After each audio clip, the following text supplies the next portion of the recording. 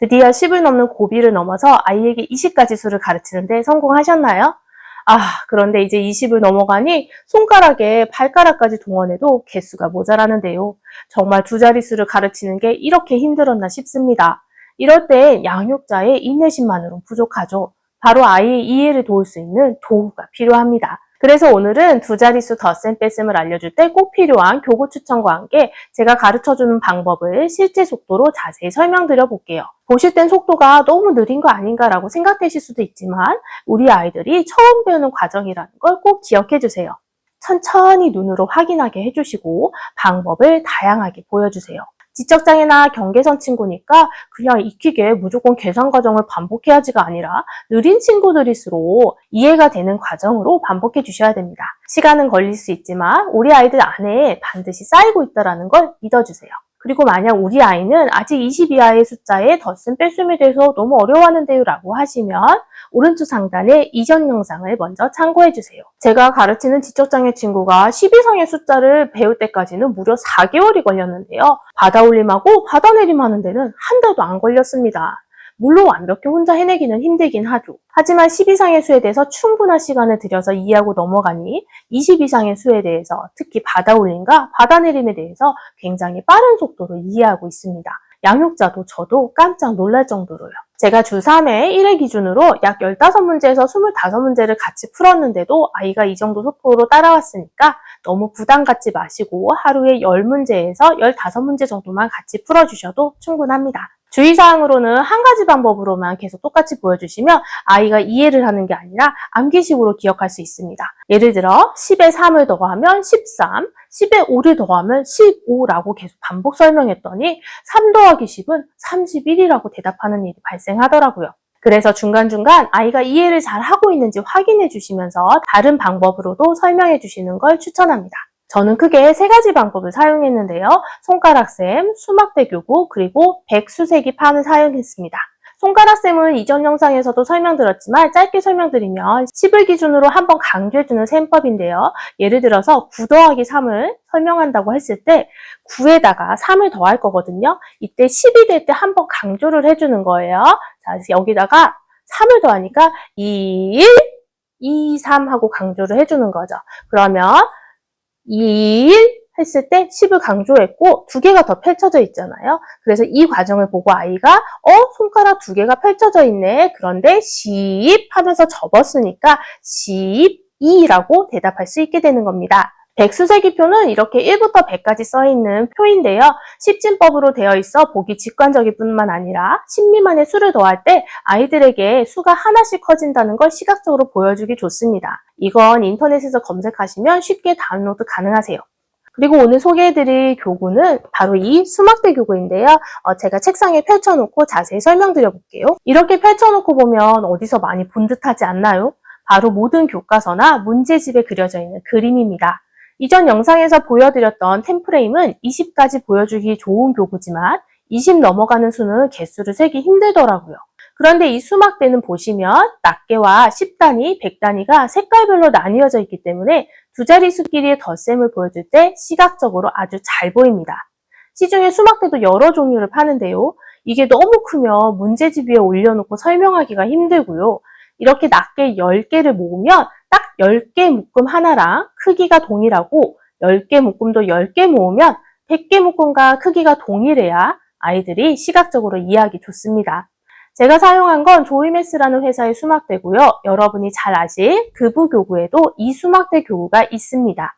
이 회사엔 1000가지 표현 가능하고 대신 가격이 이 교구보다 2배가 넘는데요. 사실 아이들이 100단위의 수를 이해하고 나면 1000까지 이해하는 것은 그렇게 어려워하지 않습니다.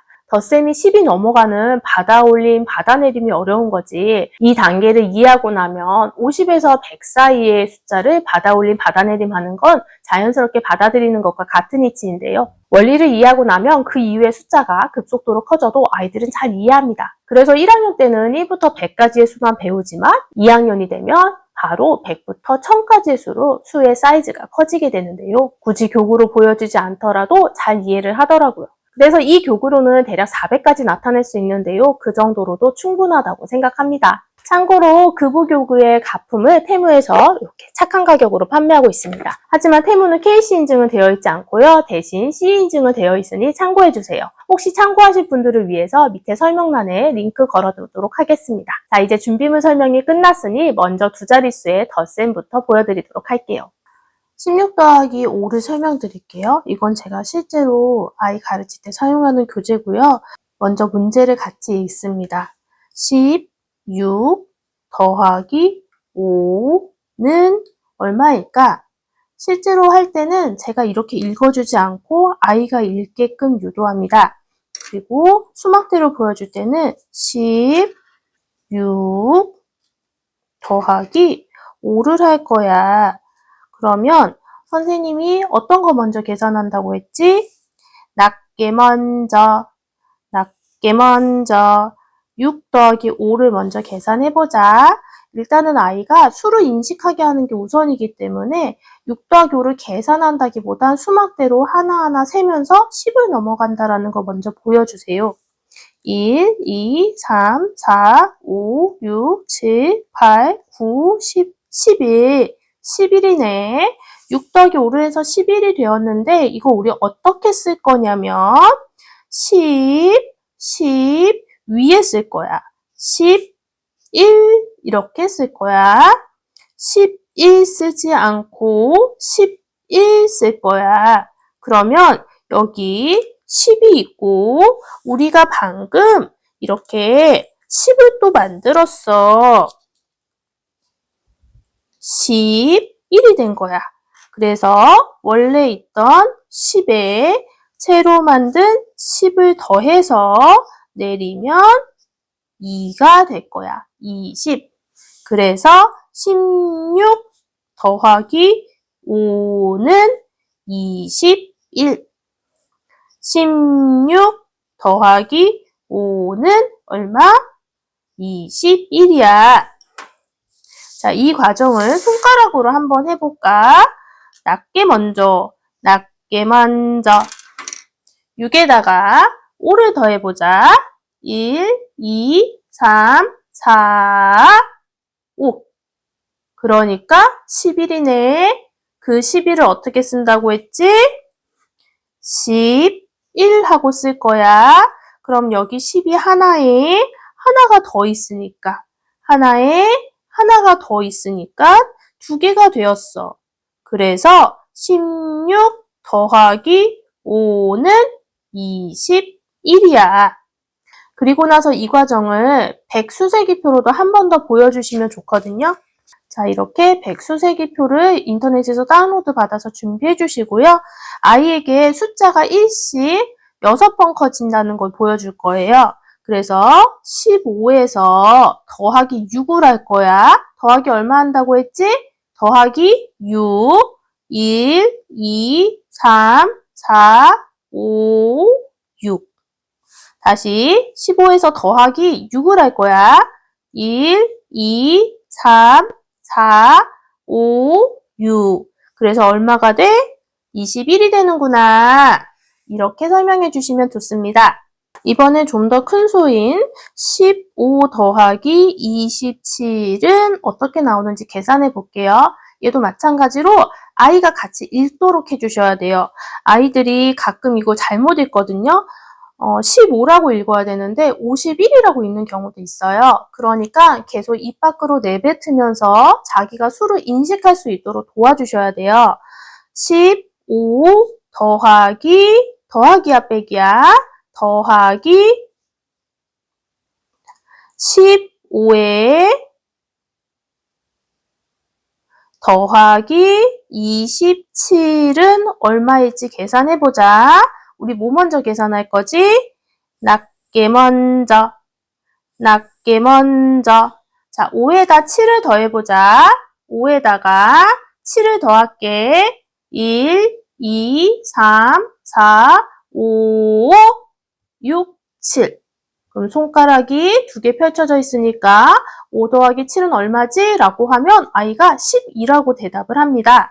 12 어떻게 쓰기로 했지? 맞아. 10의 자리에 올려 12.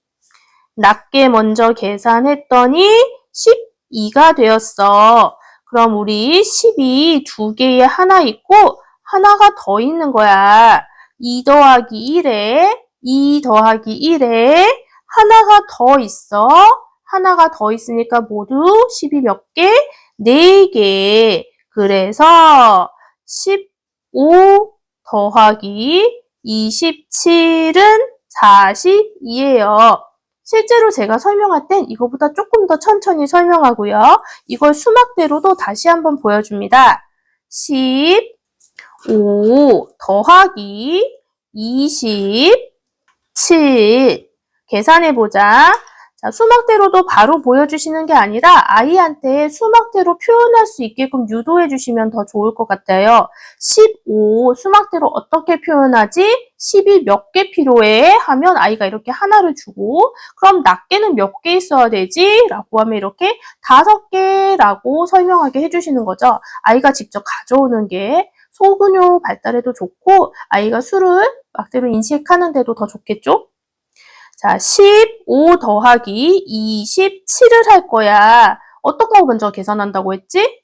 낮게 먼저. 그럼 낮게 파란색 먼저 계산할 거야. 우리 같이 세어보자. 하나, 둘, 셋, 넷, 다섯, 여섯, 일곱, 여덟, 아홉, 열, 열하나, 열둘, 12가 됐네. 낮게가 열둘, 열둘을 어떻게 쓴다? 12 하고 쓴다고 했어요. 그리고 여기 보면 10이 몇 개 있어? 한 개에 2개가 있어요. 그리고 아까 방금 우리 10 만들었지? 10이 생겼어. 이렇게 10이 만들어졌으니까 이제 10이 모두 몇 개 있어요? 하나, 둘, 셋, 넷 있다. 그래서 10이 하나, 둘, 셋, 넷, 4개 있다. 그래서 15 더하기 27은 얼마? 42예요. 라고까지 마무리 지어주시면 되겠습니다.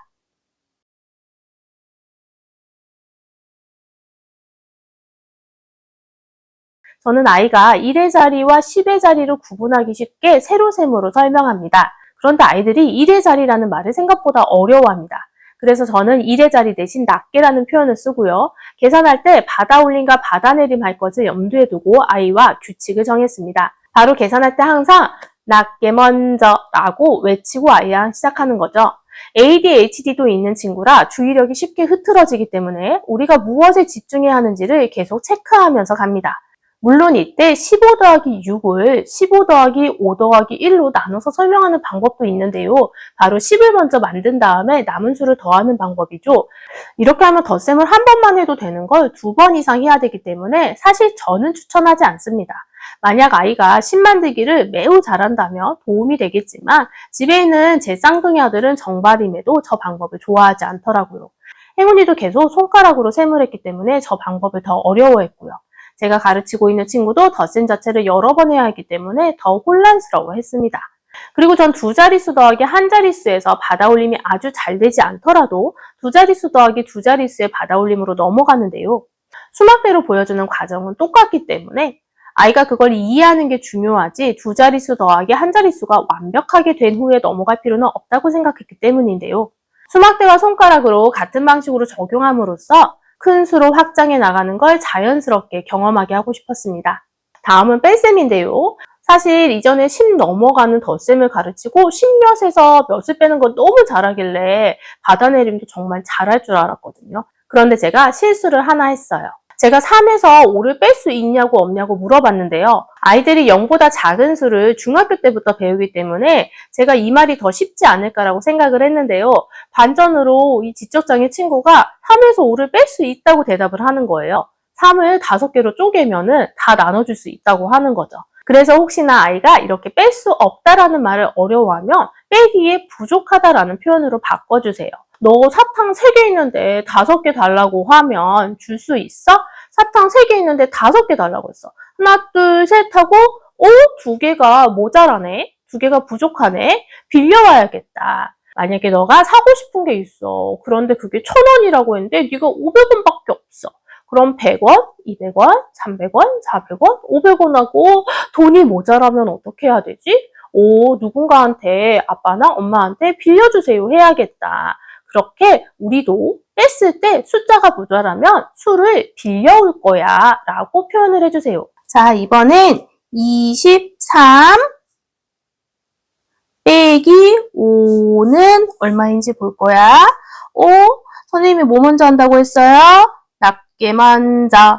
낮게 먼저 할 건데 3에서 5를 빼려고 보니까 자, 이렇게 3개 있는데 5개를 빼려고 보니까 하나, 둘, 셋 하고 모자라. 더 필요해. 빌려와야 돼. 부족해. 근데 누구한테 빌려오지? 맞아. 20한테 빌려올 거야. 10이 이렇게 2개 있기 때문에 얘는 10개씩만 빌려줄 수 있어. 그래서 20한테서 10을 빌려올 거야. 20한테서 10을 빌렸으니까 20이 10을 줬으니까 이제 10개 묶음이 몇 개 남았어? 하나만 남았어요. 자, 그러면 얘는 이제 낱개로 줬으니까 이렇게 10개로 짜자잔 변신을 해요. 그래서 23에서 이제 5를 뺄 거야. 그럼 이제 3이 10을 빌려와서 13이 되었네. 13 빼기 5를 해보자. 13 빼기 5 하나, 둘, 셋, 넷, 5을 빼면 몇 개 남았지? 하나, 둘, 셋, 넷, 5, 6, 7, 8. 8이 남았어. 8이 남고, 자, 20에서 우리 10 하나 줬으니까, 얼마 남았어? 10이 하나 남았다. 10이 하나 남았다. 그래서 23 빼기 5는 18이구나. 자, 이거 손가락쌤으로 다시 보여주실게요. 우리 3에서 5를 뺄 수 없어서 20한테서 10을 빌려올 거야. 그럼 이제 13이 되었네. 13에서 5를 빼볼까? 그럼 13에서 5를 빼보자. 하나, 둘, 셋, 넷, 5. 그러니까 얼마 남았지? 8이 남았네. 그래서 8이 남았어. 그리고 20에서 여기 10을 줬으니까 얼마? 10만 남아서 내려옵니다. 이렇게 설명해 주시면 됩니다. 그런데 이 시각적으로 보여주시는 과정을 반드시 꼭 보여주셔야 돼요. 그래야 아이가 이해가 되거든요. 그리고 이런 문제도 마찬가지로 처음에는 두 자릿수 빼기 한 자릿수를 보여주지만 곧 두 자릿수 빼기 두 자릿수로 넘어갑니다. 그 다음엔 덧셈과 뺄셈이 섞여있는 형태로도 가고요. 아이가 이해도 못했는데 너무 어렵게 가는 거 아니냐고요. 다 같은 원리를 쓰고 있다는 걸 아이가 이해했는지 확인하기 위해서입니다.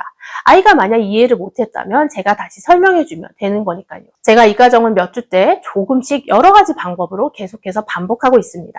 계속 반복하면서 중간에 아이의 상태를 봐가면 추가로 이해를 시키고 까먹은 것을 다시 알려주고 그리고 또 반복해서 결국 문제를 풀 수 있게 만드는 거죠. 물론 이런 과정은 아이의 상황에 따라서 다르기 때문에 하나의 참고 사례로 활용하시면 좋겠어요.